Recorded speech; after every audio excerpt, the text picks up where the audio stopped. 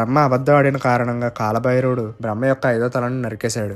బ్రహ్మహత్య పాతకం కారణంగా ఆ 5వ తల కాలభైరవుడి చేతికి అంటుకుపోయింది. ఎంత విడిపించుకోవాలని చూసినా అది విడవలేదు.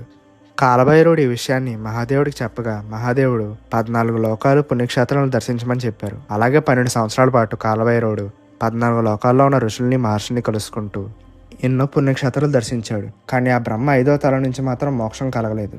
చివరిగా కాశీ నగరాన్ని చేరుకున్నారు. కాశీలో అడుగు పెట్టగానే చాలా భయంకరమైన మెరుపులు, వర్షాలు పడి కాలభైరవుడి చేతికి ఉన్న బ్రహ్మ యొక్క 5వ తల కింద పడి భస్మం అయిపోయింది. అప్పుడు మహాదేవుడు ఆకాశంలో కనిపించి బ్రహ్మహత్యా పాతకాన్ని పోగొట్టుకోవడానికి నువ్వు 14 లోకాలు ఎన్నో పుణ్యక్షేత్రాలు తిరిగావు. చివరికి ఇక్కడికి చేరి నీ పాపానికి మోక్షాన్ని పొందావు. కావున నీ నగరానికి నిన్ను క్షేత్రపాలకుడిగా నియమిస్తున్నాను. యముడు కూడా నీ ఆజ్ఞ అంగీకారం లేకుండా ఈ నగరంలో ఒక అడుగు పెట్టలేడు అని చెప్పి మాయమైపోయారు. ఆ రోజు నుంచి కాలభైరవుడు కాశీని రక్షిస్తూ అక్కడే ఉండిపోయారు. బ్రహ్మతల ఎక్కడైతే భస్మైందో ఆ చోటుని కపాల